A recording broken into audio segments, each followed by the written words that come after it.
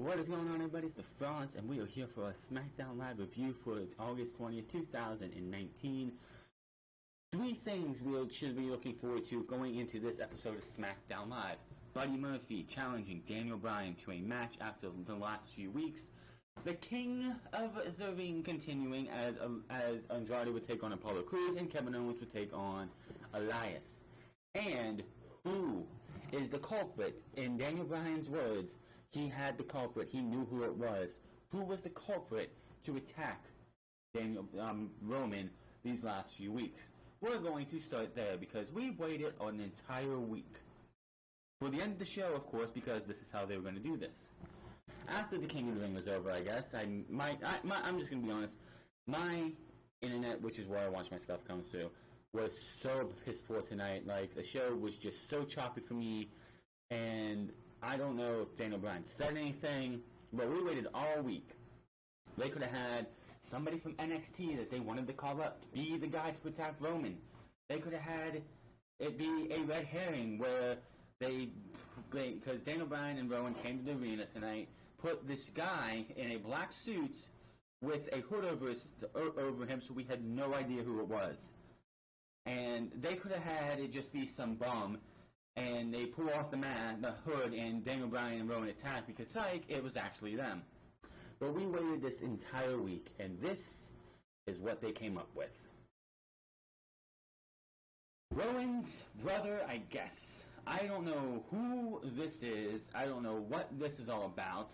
But this is the mystery attacker, according to Daniel Bryan and Rowan. And why, Buddy Murphy was asked by Roman Reigns earlier in the show if he was really lying. Buddy Murphy then said, "I think I might have seen Eric Rowan, not if he actually did." And by the way, I guess Rowan is now Eric Rowan again because Daniel Bryan said it tonight, and I believe the announcers did say it tonight as well. So I guess he's back to being Eric Rowan. But this was the mystery attacker for the night. All this time, and I don't know who the fucking hell this is. If this is actually Eric Rowan's actual brother, brother, then why? Why would he be there? It has to still lead to Daniel Bryan being behind all of this. Daniel Bryan or Rowan being all behind this. And of course that person is probably going to be Daniel Bryan, because I don't think anybody would be interested in a Rowan versus Roman Reigns match at Clash of Champions or Hell in a Cell. So it's going to end up being Daniel Bryan somehow orchestrated this entire attack, and they're just using this guy, whoever this guy is, to say, "Hey, Roman, it wasn't us, it was this guy." So that was the final thing we saw. It's a little bit of a letdown in my opinion. Which, of course, in my opinion, unless somehow they did it was me, Roman, me all along, when Daniel Bryan being the one to say it. I don't think they could have did anything that would have satisfied anybody. It just felt like it was going to be a letdown from the beginning. Had a little update on the brackets in the King of the Ring. I did make the edits that needed to be possible, and here is how the King of the Ring looks after tonight. Samoa Joe and Cedric Alexander advanced last night, and Andrade against Apollo Crews in a decent match. I guess it wasn't the best match it could have been, and Elias picked up the win over Kevin Owens thanks to Shane McMahon. That is the King of the Ring. Next week, of course, on Monday Night Raw, we have Ricochet and Drew McIntyre and The Miz and Baron Corbin. With Ricochet and The Miz winning the match last night, that just tells me that Baron Corbin and McIntyre are most likely winning, even though Samoa Joe is the guy would be going up against the winner of Ricochet and Drew McIntyre. So I would still lean to the side that maybe Ricochet could pick up the win and have Samoa Joe versus Ricochet again. But there is no doubt in my mind that Baron Corbin is beating The Miz, because Baron Corbin versus Cedric Alexander is a match that it's David versus Goliath, of course. And then, of course, on the SmackDown side, the match that I think is going to be the match of the first round, Ali versus Buddy Murphy, which, by the way, Ali nowhere to be found on this episode of SmackDown Live. Shelton Benjamin and Chad Gable were in a backstage segment. Of course, Buddy Murphy faced Daniel Bryan, but we had nothing with Ali. He was MIA this week, which is fine. You don't need to have everybody on the show who's a part of the King of the Ring if they're not in the match. So coming out of next week, I already had my picks in on who's going to do what. But with the way the bracket is now, I called Elias beating Kevin Owens with the help of Shane McMahon. Go check out podcast number 82, I believe. Yes, 82. Where I made predictions on the King of the Ring, who is going to win it. And I said Elias is going to win in the first round, beating Kevin Owens thanks to Shane McMahon. I know Solomon figured that they were going to try to screw Kevin Owens out of the first round, and that Kevin Owens might make it to the finals, and that's where they screw him out of the finals, because they want to get this over the Hell in a Cell. But no, that is not what happened, and I knew that wasn't going to happen. So Elias will face off against probably Buddy Murphy or Ali. He will get ousted by Buddy Murphy because Buddy Murphy is on this hot streak. He had another fantastic match against Daniel Bryan tonight. Chad Gable over Shelton Benjamin. Like, Chad Gable, Shelton Benjamin is an absolute toss-up. I would still say Chad Gable because it is Andrade. And Shelton Benjamin they've done nothing with. So my Elite Eight are going to be Elias, Buddy Murphy, Chad Gable, Andrade, Baron Corbin, Cedric Alexander, Samoa Joe, and I have a toss-up with Ricochet and Shelton and Drew McIntyre, because there's a lot of people wanting Samoa Joe to turn babyface, and quite honestly, that would be if they had McIntyre beat Ricochet, and what will probably be a fantastic match as it is. And here's the thing: if Drew McIntyre beats Ricochet and moves on to the next round, he's beating Samoa Joe, and if he beats Samoa Joe, and then Cedric Alexander has to beat Baron Corbin, so we can get a rematch of Drew McIntyre and Cedric Alexander from a couple weeks ago. And that would be one hell of a semifinals in Madison Square Garden. Tonight's show started off with, as we will start off with the show tonight, started off with Randy Orton. They were in the Denny Sanford Premier Center in Sioux Falls, South Dakota. Tom Phillips was here with Byron Saxton and the worst commentator in all of WWE. I know people joke on Renee Young. They rag on Renee Young, Booker T, and Jonathan Coachman. But those guys and Renee Young, those guys and girls, sound like fucking Jim Ross or Gordon Soley compared to David fucking Otunga. Holy shit. Last night we had Vic Joseph running Monday Night Raw after the first two segments. We had Vic Joseph coming out there giving us a breath of fresh air and making Monday Night Raw feel and sound so much nicer. And then we had Tom Phillips sandwiched between Byron Saxton and David Otunga.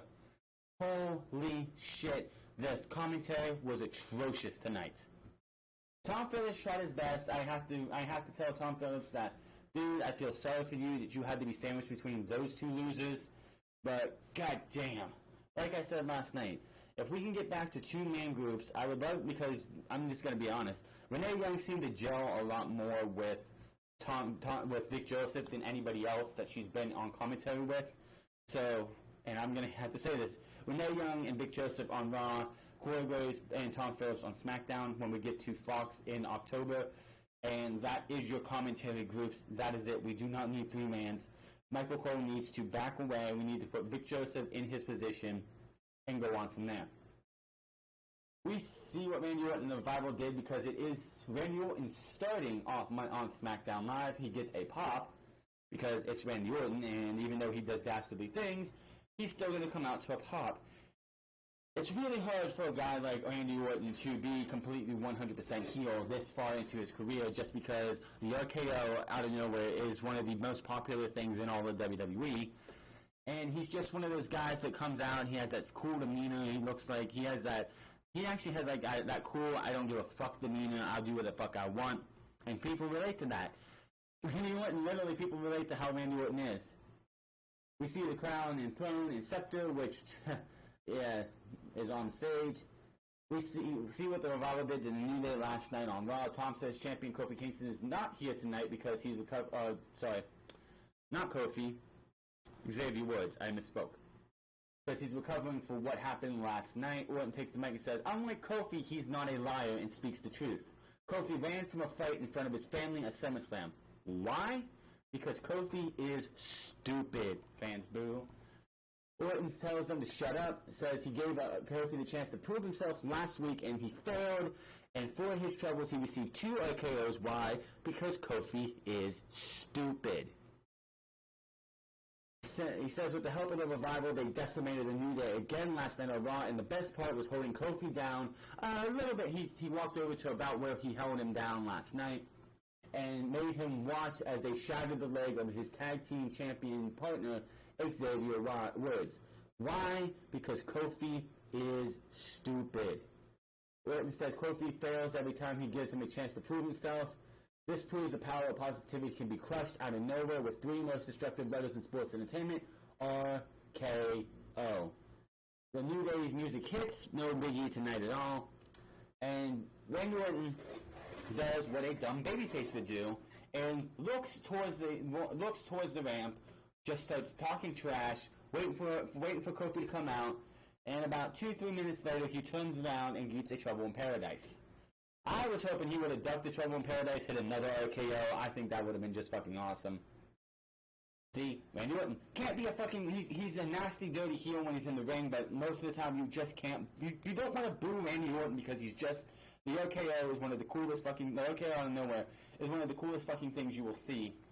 And it just... He's got one of those statuses that he's trying to be a heel, but it's really hard because the fans want to cheer him for the way he is. Now, Kofi pipes the chance. He says, we're going to find out who's the stupid one tonight. Grabs a steel chair, and yes, Kofi looks stupid in this segment because he goes out to get a steel chair, opens the steel chair, and looks like he's going to put it on Randy's leg, but the dumbass tries to put it on the wrong way.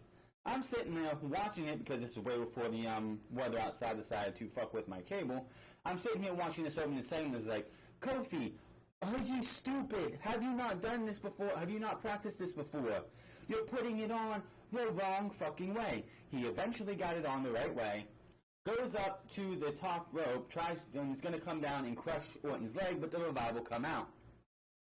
They attack Kofi, but he takes them both out, dropping them, hitting them both with chairs, and standing tall as all 3 of the Team FTRKO, as they call themselves on Twitter, have walked away. Now, I'm still loving this. I'm just going to say the FTRKO, which is not the best name, but I guess we'll take with it. Forever the Revival RKO, whatever. So, yes, I'm loving the whole FTRKO. They work so well together, and quite honestly, it's just, even though the Revival are leaving next year, and I hope they still are, this little run as being the cohorts of Randy Orton just seems like it fits them like a glove. It really does. Now, Randy Orton versus Kofi Kingston at Clash of Champions is going to happen. It has not been made official, but it's going to happen. I'm calling it now. Randy Orton versus Kofi Kingston will not have a clean finish at Clash of Champions. Why? Because what is in October? What is in October right after they debut on Fox? We have one of the most destructive concepts in all of WWE, Hell in a Cell. The Revival and the New Day are going to get involved in this match because the New Day are going to be off, defending. Because the New Day and the Revival are going to be facing each other for the tag team titles on this show. Of course, the Revival are going to lose because it is Raw vs. SmackDown, but that doesn't matter. But in the main event, the Revival are going to try and help Randy Orton win. The New Day are going to come out and stop that, and they're going to have a big 6-person brawl. They're going to make this match Hell in a Cell, Randy Orton versus Kofi Kingston, because that's going to keep both the Revival and the New Day out of the picture, and we're going to have the definitive winner inside Hell in a Cell. I'm calling it now that this feud is going to Hell in a Cell, and that is where Kofi's dream title run comes to an end. We talk about the mystery attacker. They send us to a video package showing the events leading up to the night because they beat you over the fucking head with this over and over and over again. We had to see it so many times going into SummerSlam.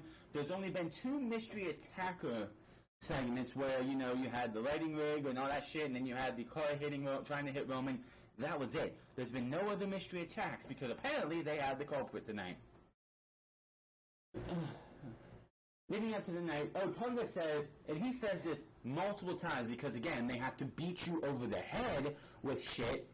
He says a lawyer friend of his told him that Daniel Bryan and Rowan really had done extensive research into the incident and have uncovered significant information. Tom says we should know more about this later tonight.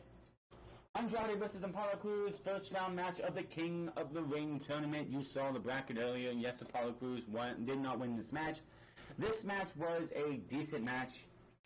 In my opinion, of the 4 matches that have happened so far for the King of the Ring that I've seen most of, I didn't get to see much of Elias versus Kevin Owens. Cesaro and Samoa Joe has been the best match. Now, next week, we're going to have a match on Raw that should be an outstanding match, and a match on SmackDown that should be an outstanding match. So, we have hope that at least 3 matches in the first round of the King of the Ring should be stellar or outstanding. This match was good. Let's see what we hear. Back from break, and the announcers talk about the big WWE NXT USA Network announcements. We'll talk about that this coming. We'll actually talk about that tomorrow during the NXT review, so I can just talk about my thoughts and everything about this and where I think it's going to go. And Shane McMahon is in his office when Kevin Owens knocks and comes in, and Owens asks if he wanted to see him, and he did. Shane wanted to make sure Owens wasn't going to earn himself an even higher fine than last week. Owens says he's had a bad week last week and isn't here to make things worse. Shane sees a lot in his own mind. Shane asks him what's up. Owens says Shane knows what's wrong. Owens reminds him of the $100,000 fine. Owens says he went home to his family and realized how bad this is. He talks about how he and Shane come from different backgrounds, that $100,000 is like pocket change to a McMahon, whereas a guy like Kevin Owens, who didn't grow up in that type of lifestyle, that's a lot of money. $100,000 to me would be being able to, you know, build a PC to be able to do this a lot better, be able to pay off bills, pay any bills that are not caught up, pay off any debt that I have in my life. $100,000 could go a long way for somebody like me. $100,000 again for Shane McMahon is nothing. He says it's a paying off a car loan. It's for his kid's future. It impacts his family, and he said he's pretty much trying to kiss up to Shane McMahon, calling him a great father. But to man, father to father, he wishes Shane would reconsider the fine. Shane does sit there a minute and think about it and says he will take it under consideration, and then we go back to the ring for Apollo Crews versus Andrade, Cien Almas with Zelina Vega. I don't know what it is, but in the Samoa Joe Cesaro match, this match, and Buddy Murphy versus Daniel Bryan later on, we get that charge and quick shot from somebody. Apollo Crews with a charge and a quick clothesline for a 2 count. Again, this match went back and forth. Both guys going at each other, definitely doing everything they could to win this match, showing me that the King of the Ring is something worth fighting for. The match comes down to Crews with some kicks in and enziguri with a standing shooting star press for a 2 count. Vega is on the outside, and Apollo Crews has Andrade in a front face lock, but Andrade's foot is in the rope, and the ref's trying to pull Apollo Crews off. Vega is holding Andrade's foot so he can't be pulled away. The referee's trying to get Apollo off. He finally gets off, and Zelina Vega, of course, lets go. That distracts Apollo Crews, who ends up taking the back elbow to him, that crazy back elbow that Andrade hits.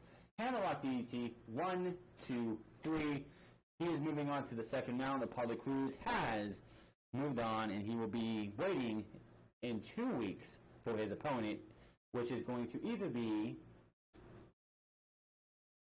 Chad Gable or Shelton Benjamin. Cannot wait for that match next week. Next week's matches on SmackDown, actually, if they're given the time, should be 2 of the best matches in the King of the Ring. So we might have 4 of the first 8 matches actually be good matches. Let's see here. We see Daniel Bryan and Rowan backstage walking with a man they have dressed in all black and with his face covered. They bring him into an interrogation-like room and sits the man down and says they know what he did, they know who you are, and tonight the world will find out, and warns the mystery man to stay in this chair until then, or he will be very sorry. And then we see Elias walking backstage and playing his guitar. Someone catches his eye, and it's John Cone in a zip-up coat and a hat to hide himself.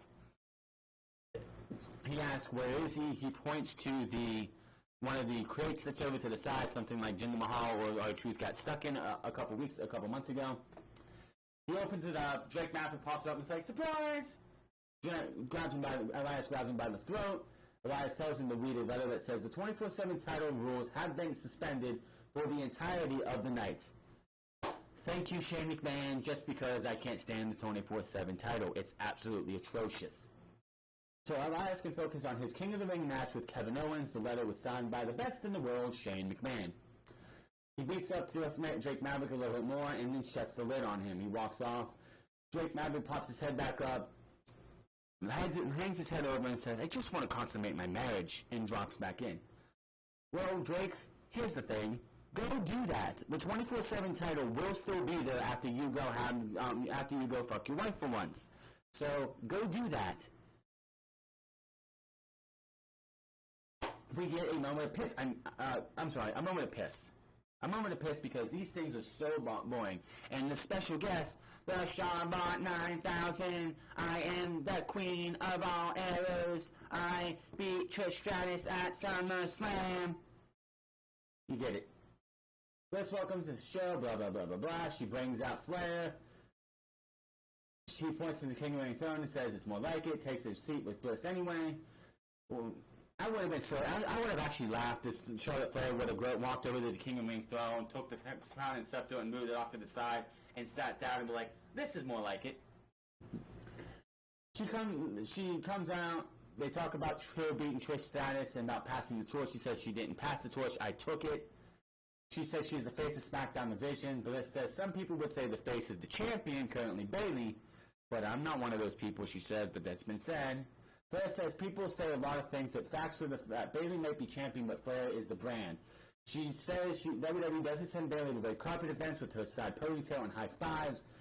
But I'm marketable. Bayley is not, which is why they send her to the premieres in media because she is SmackDown. We get woos and boos. She says Bayley is an afterthought, which is why the title and the division are afterthoughts right now, and out comes Bayley, and you all know where this is going. Bayley has actually held the title longer than I thought she was going to. She won it at Money in the Bank. She's going to lose it at Clash of Champions. That's where this all leads to.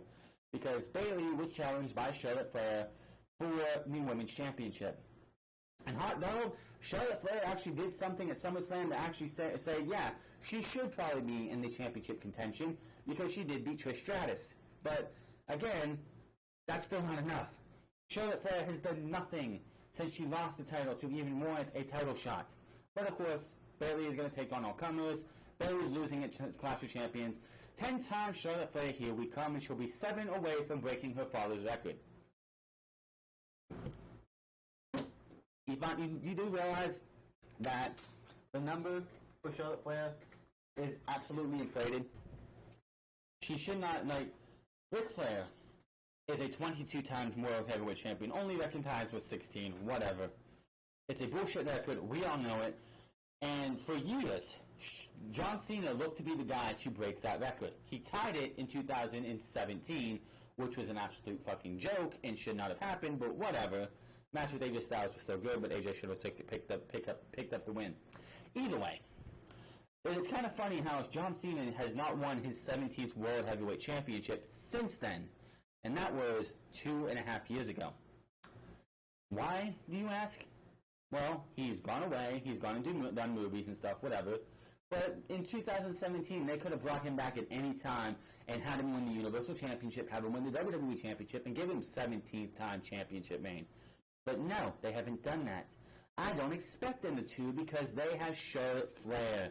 And she needs 8 championship title reigns right now to pass her father. Here's the problem with that. Her championship reigns are nowhere even close to her father's. It made me laugh when Ric Flair came out I think it was towards the beginning of this year, and said it's no longer I'm Charlotte's her dad. She's Ric Flair's daughter. I'm Charlotte Flair's dad.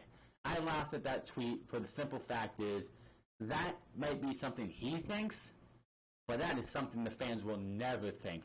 Charlotte Flair is not even a tenth of what her father was as an athlete, as a competitor, as a professional wrestler, as on the mic. She sounds so robotic and forced. Ric Flair talked from the heart. Ric Flair was good at what he did. Charlotte Flair will never, ever be anything like her father.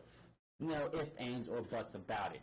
And them manufacturing her title reigns to catch up to her father is absolutely a joke. I don't expect to see Bayley as SmackDown Live Women's Champion after we get to after Clash of Champions. She may win it back at Hell in a Cell just to give Charlotte Flair another chance to go after number 11 before the end of the year.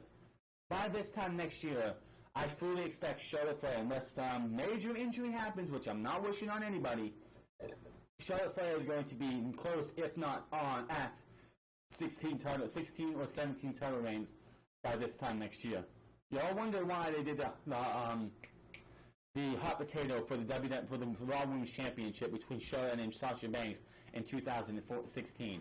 This is why. Because they want her to be a 17-time Women's Champion by the time before Ric Flair passes. Plain and simple. That is the God's honest truth. They are giving her these championship reigns because they want her father to see her get 17 championships. Because we all know Ric Flair is, I'm not saying he's on death's bed, but there was 2 years, like last year, he was on death's bed, and he's damn lucky to be alive.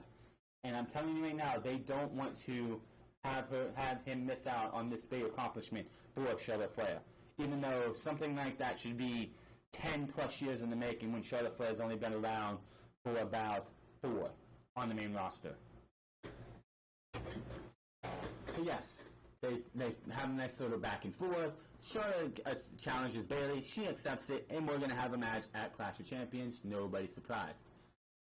Buddy Murphy is backstage preparing when Reigns walks in, and Reigns says they could do it like they did a few weeks ago, or they could talk man to man. Reigns wants to know who Buddy is lying to, him or Daniel Bryan and Eric Rowan. Murphy is pretty sure he saw Rowan. Reigns needs to know more than pretty sure, and they have more words. Reigns says if he has to, he will come back, because if he finds out Buddy Murphy's lying again, he will beat Murphy's ass and walks off. But that was right before we get to Daniel Bryan versus Buddy Murphy. This was an excellent match. Buddy Murphy owes Roman Reigns and Daniel Bryan a round of beer, a round of fruit water, or whatever Daniel Bryan drinks. Maybe that natural beer.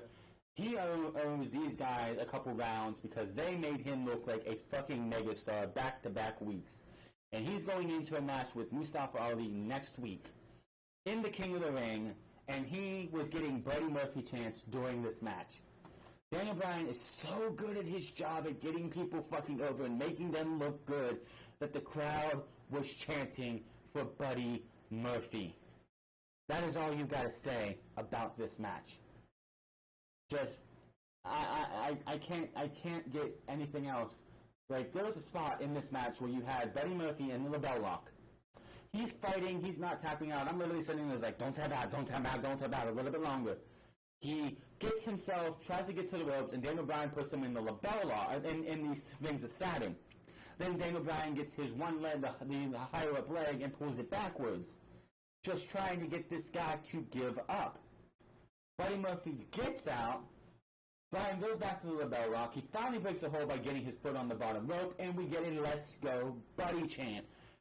I don't know what more you can say. Daniel Bryan got this guy over. What Roman did and what Daniel Bryan did for Buddy Murphy has set this guy up to be a future WWE champion, Intercontinental champion. I don't know if he's a babyface now. Maybe he is. I don't know. Maybe it was just because he's battling Daniel Bryan. But Buddy Murphy looked damn good tonight. And here's the thing. Buddy Murphy wins his second match on SmackDown Live with Murphy's Law. The finish comes down to Rowan jumps up on the apron after Buddy Murphy hits a brainbuster, a jumping brainbuster for a 2 count as Bryan gets his foot on the bottom rope. Rowan jumps up and is like, his foot's on the bottom rope. He stands there, he remains on the rope, staring at Murphy. Murphy turns his attention to Rowan, dumb babyface syndrome or dumb syndrome for anybody. Bryan rolls him up from behind for a 2 count. Murphy and gets shot into Rowan, but he stops. Murphy looks to super kick Daniel Bryan, but he ends up super kicking Rowan. Bryan rolls him up again. Murphy comes back and delivers a big knee to Bryan's face. Murphy's Law, 1, 2, 3. Buddy Murphy is your winner going into the King of the Ring. I'm hoping this isn't going to be one of those things where, yes, he won tonight, so he's going to lose to Ali next week. But Daniel Bryan and Roman Reigns have made this guy he's been a made man in the last 2 weeks. And I would love to see Buddy Murphy win be in the finals of the King of the Ring. He's probably not going to win it, but him making to the finals would be huge for Buddy Murphy, especially if he has a match like this against Ali, and then a match against Elias, unfortunately. I think it's Elias, right? Let's go to the thing. Yeah, Elias, which that's going to be the thing, is like Elias is not a ring general and somebody that can help get Buddy Murphy where he's at. Buddy Murphy's first big test in the King of the Ring, if he beats Ali next week, is going to be his match with Elias the week after. That is going to be a match that is just, I don't know. We'll have to wait and see. Next week is going to be very interesting for one Buddy Murphy. By the way, before that match got started, though, I forgot to mention about this, is that Bryan takes the mic and talks about changing his mind on what he previously claimed. He says he and Rowan will make the reveal tonight and show Buddy also had something to do with it. So you had to watch this entire match wondering, did Buddy Murphy sick the guy on, the attacker on Roman Reigns? Who the hell knows? As it was reported by me, JD, and everybody else, that the entire, Buddy Murphy on SmackDown Live has been a happy accident. Just like, honestly, Kofi Kingston being WWE Champion was him, right place, right time. Buddy Murphy, I wouldn't say sheer luck, he probably knew what he was doing. Being in that spot when that footage was taken of Roman Reigns walking backwards, because it was pre-taped. That's the thing. This was pre-taped. There's no fucking way that was live. WWE could have reshot that final angle, that final spot where Roman Reigns walks away, because Buddy Murphy was in the shot. They could have said, "Oh, Buddy, you're not supposed to be in the shot. We're going to redo it." But they didn't. So something tells me that WWE, because WWE posted the picture of Buddy Murphy in the background.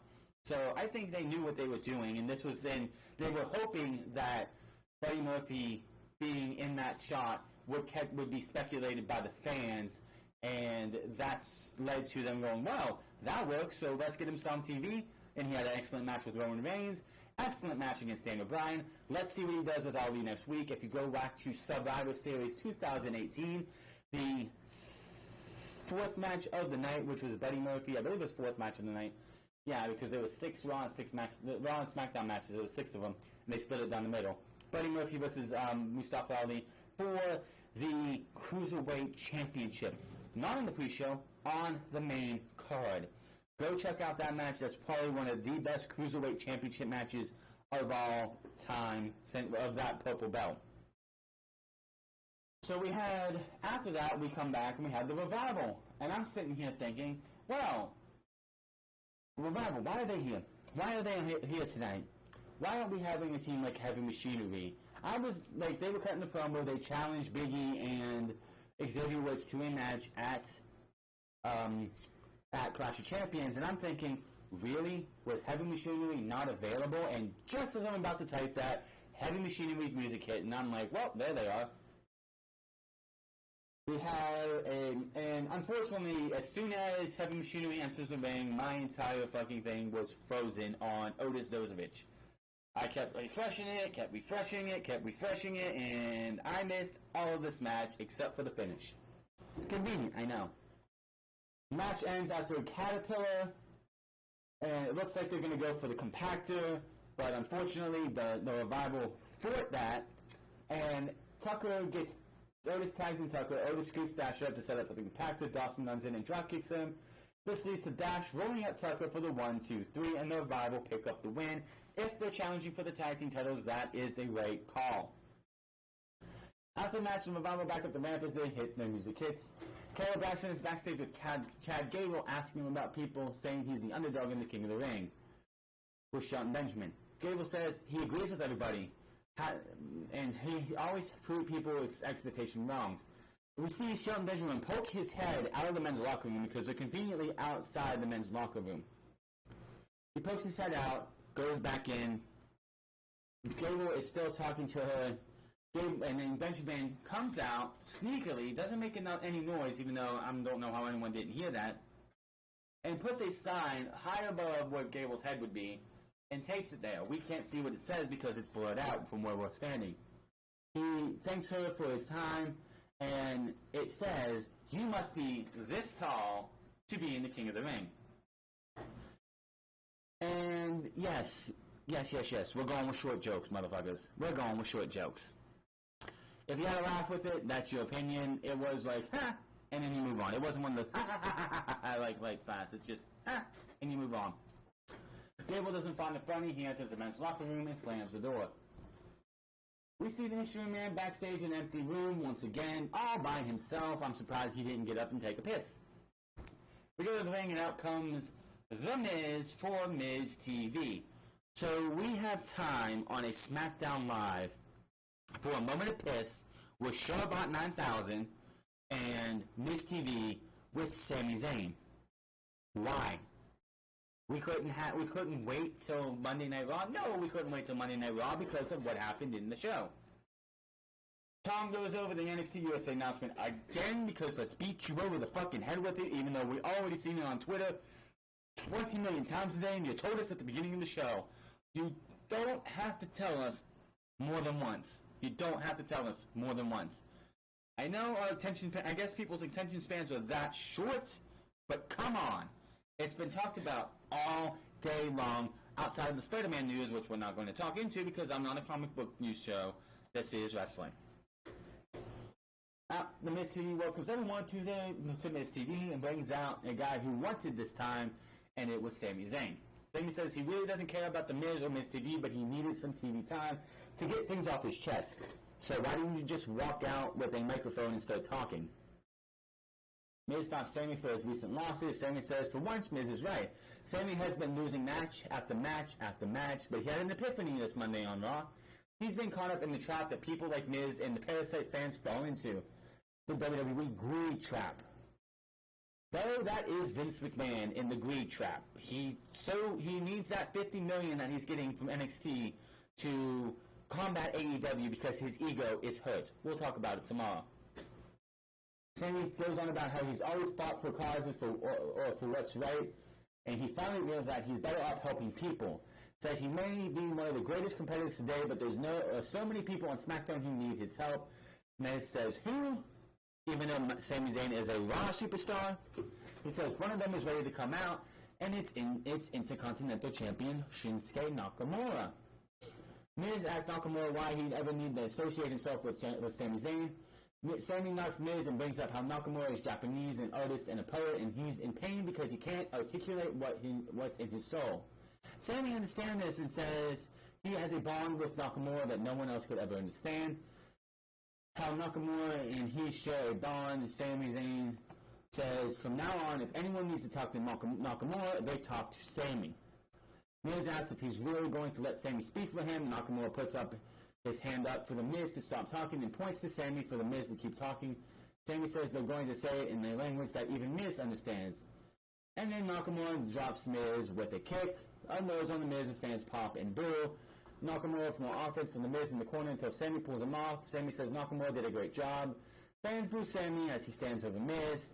Sami holds Miz as Nakamura delivers a big Kinshasa continues running his mouth as we go to replays, and we see Sami praising Nakamura in the middle of the ring. I don't get this partnership whatsoever. These guys had one match with each other, or had one, it was a great match. The match from NXT TakeOver Dallas in 2015, I believe it was. Yeah, that was so long ago. Was it 15 or 16? It was one of those 2 years. But yeah, they had that match. Sami Zayn left and came up to the main roster. Nakamura did his thing in NXT. I don't get this at all. I guess Nakamura having a mouthpiece is fine as long as he's on TV and actually does something for once in his damn life. Nakamura hasn't done anything on main roster television in a long fucking while. So I'll just give him the benefit of the doubt and see what happens. Back from break, and Daniel Bryan enters the room with Eric Rowan. Bryan tells the Mystery Man he's called for Roman Reigns, and he doesn't want Reigns to find out. The Mystery Man seems worried. Shane is backstage in his office when Kevin Owens walks in. Shane sent for him. Shane says he hasn't heard Owens apologize yet for putting his hands on a WWE official. Owens does apologize and admits he was wrong. Shane says he is reconsidering the fine and says if Owens puts his hand on another official ever again, not incidentally, when someone knocks you backwards into an official, if he ever intentionally hits another referee, he will be terminated right on the spot. Owens waits for the answer, but Shane says he's not quite there yet. In the first round match, Kevin Owens versus Elias for the King of the Ring, and this match went exactly how you thought it was going to. Shane McMahon comes down towards the midway part of this match. Fans pop as Owens gets hyped up from the outside. Shane's up approaching Owens, takes off his jacket, and he has a referee's shirt on, so he can't be touched because he's now an official. Shane starts counting Owens out, and he gets upset. Shane enters the ring and talks to Owens, allowing Elias to deck him from behind. Owens, now furious, fights off Elias off in words with Shane. Elias blocks and stuns him and tries to shove Owens into Shane, but Owens puts the brakes on to avoid hitting Shane, even though that should not be intentional because he got thrown into Shane. Okay, whatever. Elias takes advantage, rolls up Shane. 1, 2, 3. And that was it. That's count for the 1, 2, 3. And Elias moves on. I knew it was going to be this week. And Elias moves on. Kevin Owens is down, and he is going to face Shane at Clash of Champions, or we're going to Hell in a Cell. So this is my thing. Shane is going to either be at Clash of Champions, and him and Kevin Owens are going to face off again, and this will be it for Shane McMahon, or we're going to have Shane McMahon and Kevin Owens in Hell in a Cell. It's either going to be Randy Orton and Kofi Kingston in Hell in a Cell, or Shane McMahon and Kevin Owens. I don't know which one. Coin toss right there. I would rather see Kofi Kingston and Randy Orton because we've already seen Shane McMahon versus Kevin Owens inside Hell in a Cell. I don't want to see it again. It quickly goes backstage because they are definitely running out of time. Reigns enters the room where Daniel Bryan, Eric Rowan, and the Mystery Man are. Bryan takes the hood off, and again we get this scene. I have no idea who he is. Roman thinks it over and looks confused. Reigns and Bryan exchange looks as Reigns looks at Roman and then the Mystery Man a few times. And SmackDown goes off the air with Roman looking confused while the bearded Mystery Man looks terrified. I don't think this is the actual mystery attacker. I think this is just Daniel Bryan pulling the wool over Roman Reigns' eye, and then in the end, it's going to be revealed that Daniel Bryan and Eric Rowan were the man behind what's been happening to Roman Reigns. I don't know what to think about it. The King of the Ring has been lukewarm so far after that excellent match we had with Cesaro and Samoa Joe last night. The 5.5 to 6 minute match between Cedric Alexander and Sami Zayn was disappointing. Andrade and Apollo Crews was decent. It was okay. It wasn't a barn burner, which I'm hoping that Andrade will be able to do in his next match. And I'm hoping Ali and Buddy Murphy do well next week, as long as Shelton Benjamin and Chad Gable. Next week's King of the Ring should be better than this week's, in my opinion, if WWE doesn't hold them back. But SmackDown Live, I'm running a poll on my Twitter page, twitter.com/TheFraudsClub. And right now, as far as I saw it last time, the bet I have Good show, bad show, didn't watch your AEW on TNT, and bad show was winning by 50% out of a few votes. Make sure you go vote on that. It will be up till tomorrow about this at the same about an hour after the show goes off the air or something like that. But make sure you go vote on that, and that is it for SmackDown Live. Not the best show I've seen, honestly, and I'm gonna hate to say this. Monday Night Raw was better this week. Monday Night Raw felt better paced. Monday Night Raw felt like it had more to it. I know, yes, it didn't have as much filler. The Miz TV segment felt like filler. The Moment of Piss segment felt like filler. The entire Roman Reigns stuff feels like filler. Just give me great matches like Buddy Murphy versus Roman, Buddy Murphy versus Daniel Bryan, and give me good professional wrestling. The promos need to be worked on by everybody. The whole Chad Gable, Shelton Benjamin shit did not need to happen, but that's what it is. Hit that subscribe button, comment down below, like or dislike this video. Find me on Twitter and twitch.tv/TheFranceClub, and I will see you guys tomorrow for NXT and my thoughts on WWE, on NXT, on USA Network, and the foolish mistake they're going to make by putting it on demand 24 hours later. Until then, my name is The Franz, and I will see you guys later.